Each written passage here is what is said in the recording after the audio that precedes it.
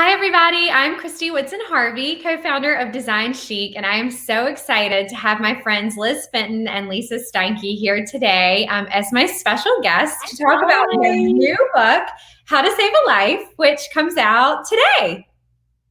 Yay! So thank y'all so much for sharing part of your pub day with me. This is so exciting. And I'm going to tell you just a little bit about Liz and Lisa. They have been best friends for more than 30 years, which is absolutely amazing to me, and are the co-authors of 7 novels, including the Amazon charts bestseller, The Good Widow.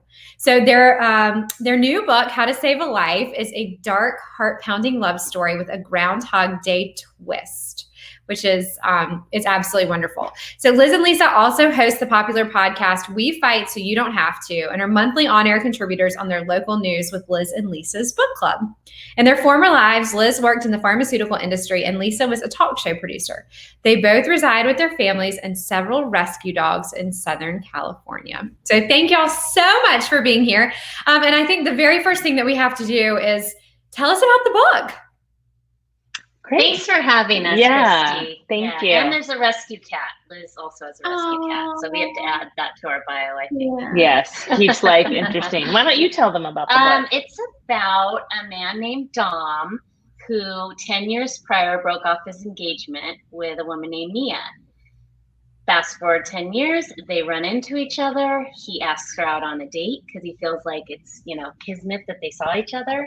And they go on a date and she dies.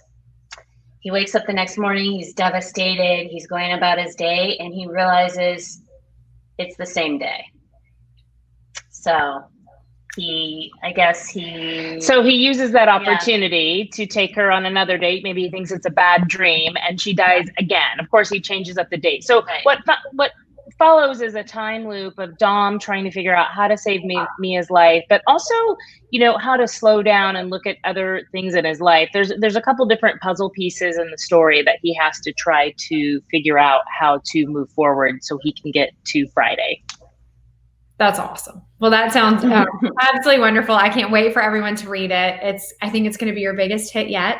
Oh, thank you. Thank you. So y'all know that I'm fascinated by this because I ask you about it and I just cannot wrap my brain around it.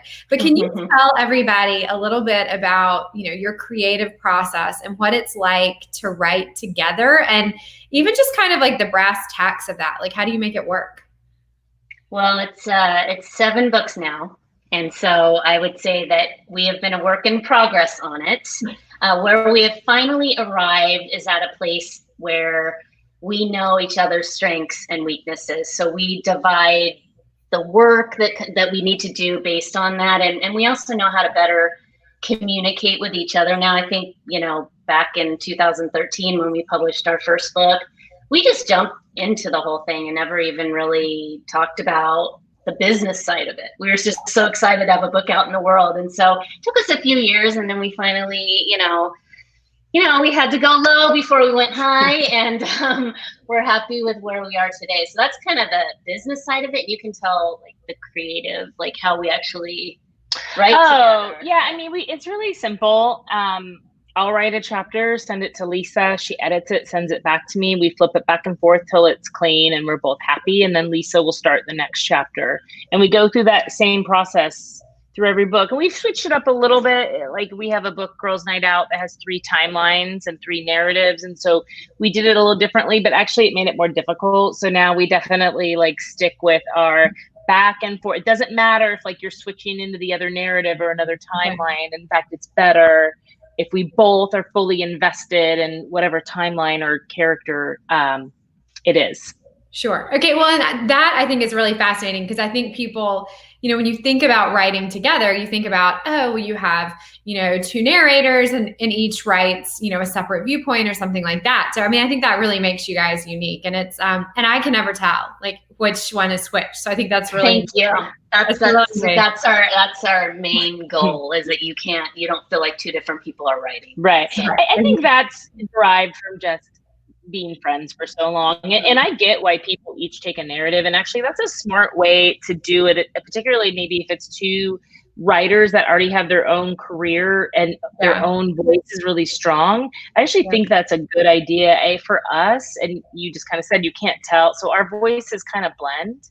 So we're able to do it that way. And we found the magic is kind of in the collaboration within those chapters.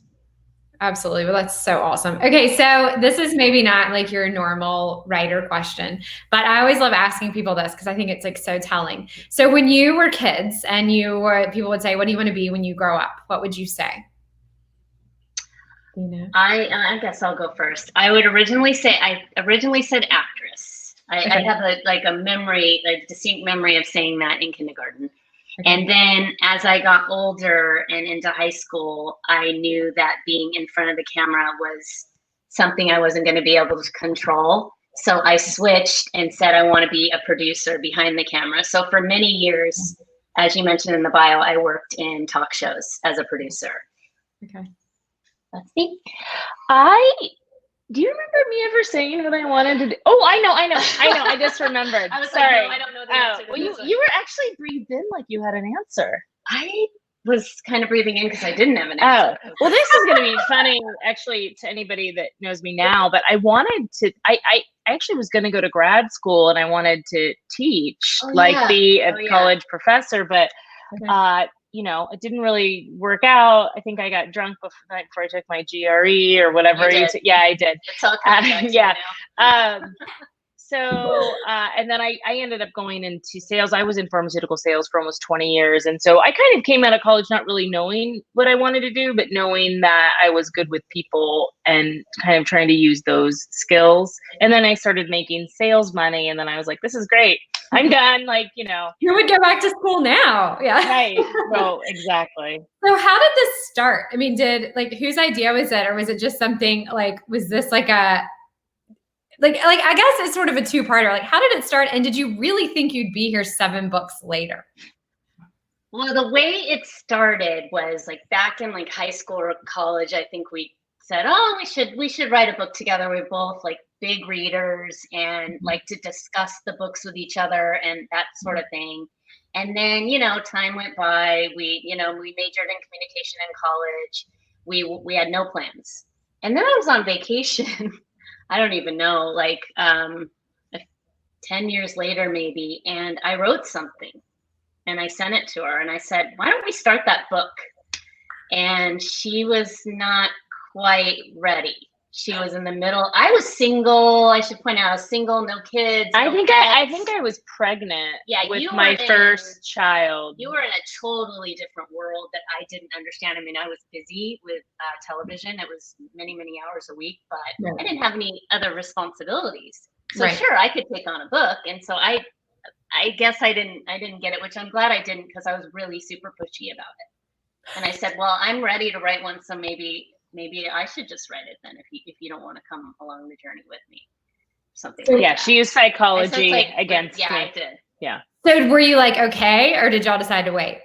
No, she knows how to push my button. So she knew if she said that I was going to. Because I didn't want to do it alone. I was going to be fine. I didn't want to do it by myself. It felt like an insurmountable challenge alone. And so we had talked about it at that point.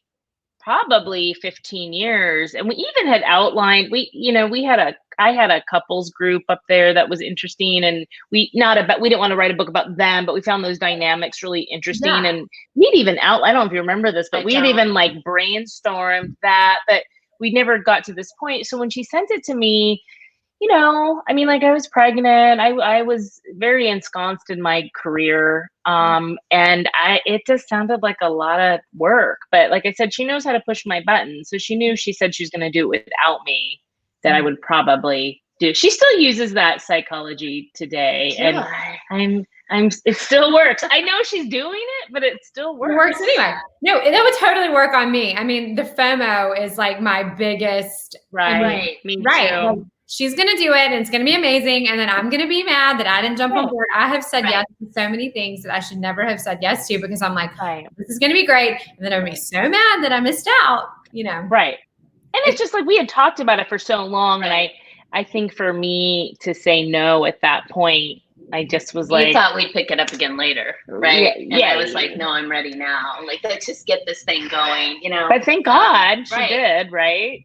Yeah. But yeah, and to answer to your second part of your question, no, it took us 5 years into 3 manuscripts to get an agent and our first book deal. So no, I never thought we'd be here personally. And we also both had careers that we were quite successful at. And it wasn't like our passion, but we enjoyed it. I mean, we didn't hate it, Right. So no way. I mean, I never ever thought we'd be here. It's still a little surreal, So did either one of you like want to give up? Like when you were, writing more manuscripts and trying to get published, was there like someone that was like, no, we're going to keep going, and someone that was like, yeah. Do you want to guess which was which? Just based on the last story. It was me. It was Liz. I was like, come on, just, I think at that point, my career had gotten really tough, and I was just like feeling like it wasn't my passion anymore. And so I really wanted the book thing to work, even though, I mean, at that time I thought, oh, we'll just get a book deal and then I can quit. And it doesn't quite work like that, but I thought it did. Right. So I just wanted I wanted a way out of that because I was ready for the next. So I think I begged. I'm pretty sure. Well, at this point, I had another kid. So now I have 2 kids. I'm still single. And a full-time job. Nope, and I was traveling. nothing. I was traveling a lot, and my husband was traveling a lot. We had 2 kids under 3. And, I was done. We had written 2 manuscripts, and we had queried those manuscripts for it had been 4 years, right? And we were doing this blog. It was we were providing content for a blog 4 days a week. We were both doing a lot of freelance. Blogging was really in back then, and we actually both had paid freelance things too. So I was kind of done, and she really wanted to write one more manuscript. Although she did not use the psychology. I don't know what you did. I don't even really remember, but I just know I just really, really want it. I don't know if it was like a gut thing or I don't know, but I just really wanted to try again. And then you said, fine, but we're going to write the book we want to write, because we were trying to write what we thought the publishing world wanted. And of course, you're always a couple years behind that anyway, but you don't really realize that at the time. And so I think we were trying to write chick lit, and they were saying chick lit was dead. And that was what our old website was called, Chick Lit Is Not Dead. And so I remember that.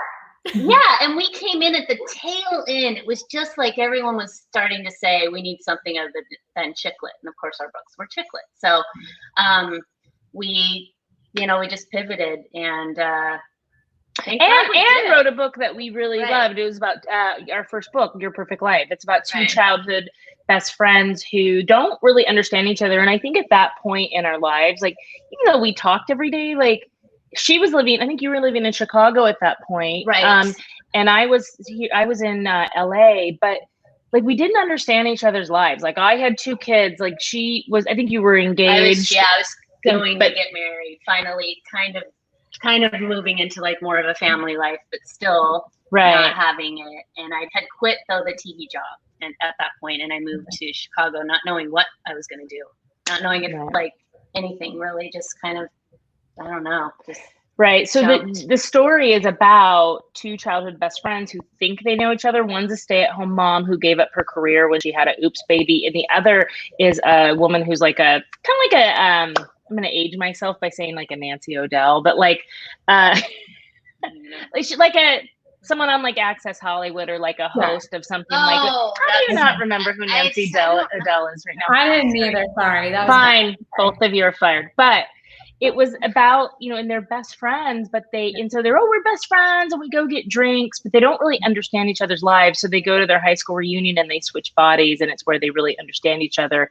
And I think both of us kind of felt that's where the juncture we were at our friendship. And the book is not about us, of course, but I do think what made it special and what made it sell is we were sharing like that part of us, like we knew how to tell that story. Well, and it's very relatable. I mean, I was the first one of my friends to like get married and have a baby. And I mean, one of my best friends like just had her first baby right now and just got married like maybe 18 months ago.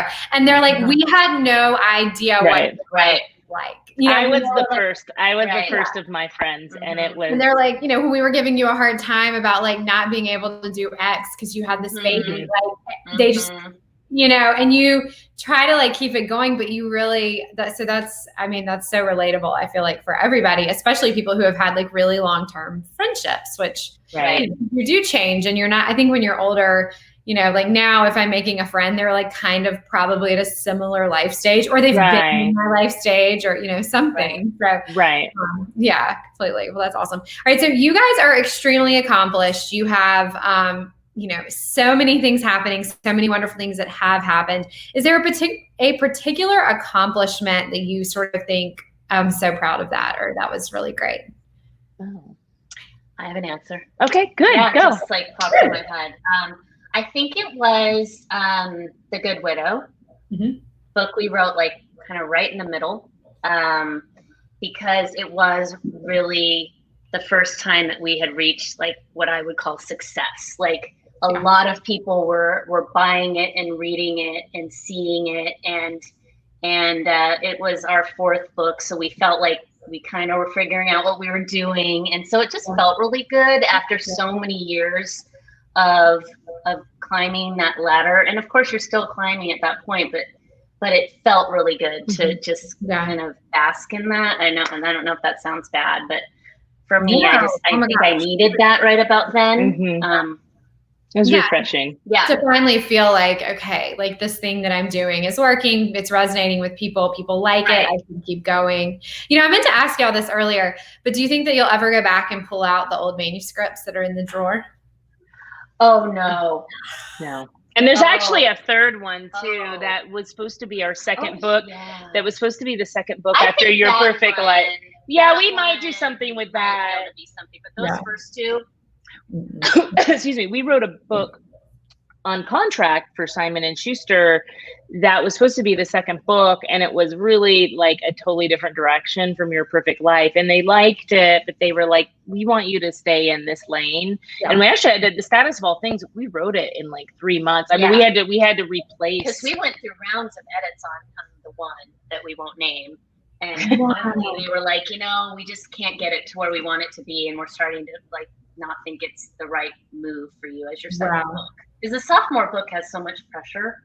Absolutely. You know? So I think they were feeling that, and we were feeling that. And they were right. They were right. But I do, that book is probably salvageable. It would need some updates. It has a lot of pop culture references that I think emojis had just come out. I think I like called her when she put them, and I'm like, what's an emoji? Yeah, it was an emoticon, I think back then. It was. We would have to update it. It's been a while. Yeah. It's crazy how much, like, feels like Falling I wrote in 2016, and then it just came out in 2020. So I mean, I had to completely update all of the cultural references, because you're right, so much. Or it might be kind of fun to just set it when you originally wrote it and like have a little. Yeah, that's true. That's kind of a good idea. That's actually a good idea. I think it's kind of fun. Like I loved watching like Big Little Lies and it being like 1997. Yeah, that is cool. You know, that's a good idea. And that would be less work. Yeah. So I like that idea. I like that idea. I'm always thinking. Okay, is there one book besides your own, and besides mine, of course, that you think everyone should read? Well, yours, of course. I love your books. That everyone should read. Wow. I think you already have your answers, so I'm going to have you go first. Hold on. You have a drink of water. I thought you were answering. I'll answer. Mine's, I have kind of like stock answers. You know, Cheryl Strayed, I did this for our book club a couple months ago, but obviously Wild is an amazing memoir, but she actually was a advice columnist anonymously. It was in between, it was before her Wild fame. She had written, I think, Torch or something. I can't remember the name. Torch. With Torch, whatever. They tapped her to write this advice column. And it is the most lyrically written, most beautiful. So it shows this letter. So this book is like a compilation of some of the best letters, and it will blow your mind. And she covers every single topic that, you know, parenting and relationships and marriage. What to say about everything. it's an inspiring read, and I'm getting goosebumps even talking about like how much I enjoyed, and I don't really always read books like that, but I think everyone should read that. It's just uplifting, especially with everything going on in today's world. I think you read that and you feel like, you know what, someone gets it and someone has solutions, and I love it. It's called Dear Sugar. And then it's got something, If you do Dear Sugar, you'll Dear Sugar. Okay, I'm gonna have to read that. That's awesome. It's amazing. And mine is Eat, Pray, Love. For a number of reasons, it really lifted me out of kind of a dark place that I was in my life, and it was nice to read about someone else who had gone from a dark place to a happy place. And of course, since then, her life has changed dramatically, but she is it's still what she's saying in that book at its core is a lot of advice that I think would still resonate. And it's just also just because she goes to India, she goes to Italy, and what's the other Indonesia. And it's nice to read about all those places and those people that she met there along the way. So I would say I just picked up her new one, City of Girls. I want to read it. I read that. Yeah, I really liked it. Yeah. It's I think I'm going to read it next. There's an Atomic in there. Or is it just City of Girls? I think it's City of Girls. Oh, Girls of Atomic City is a different book. That's a different book. Yeah. Okay. Yeah. But that's actually I think we're reading that in a few weeks or a few months in my book club. So that's on my list. That's funny. Yep. Okay. Well, you guys are so awesome. You've been the best guests. I will put all this in the blog post, but can you tell everyone where they can find you online and where they can find your new book? Sure. Well, you can buy our book, of course, at Amazon. But if you'd like a personalized copy of any of our books, you can order it from our local independent bookstore, Warwick's in La Jolla. So if you go to warwicks.com, and that's WARWICKS, and just search us, put in the notes, and we'll personalize or any of our backlists. They have all of our books there. And then socially, you can find us. We're really active on Instagram. That's Lisa and Liz. And then Facebook is Liz Fenton and Lisa Steinke. And then we have all the links to like our YouTube channel and everything at lizandlisa.com. Y'all are the best. Well, thank you so much. I wish you so much success. Everybody go right now and order How to Save a Life. You can get it personalized at Warwick's. You should totally do that. Great bookstore, great authors, great book. Don't miss it. You need it in your beach bag this week. All right. Thank you guys. Thanks for Kristy. having us. Bye.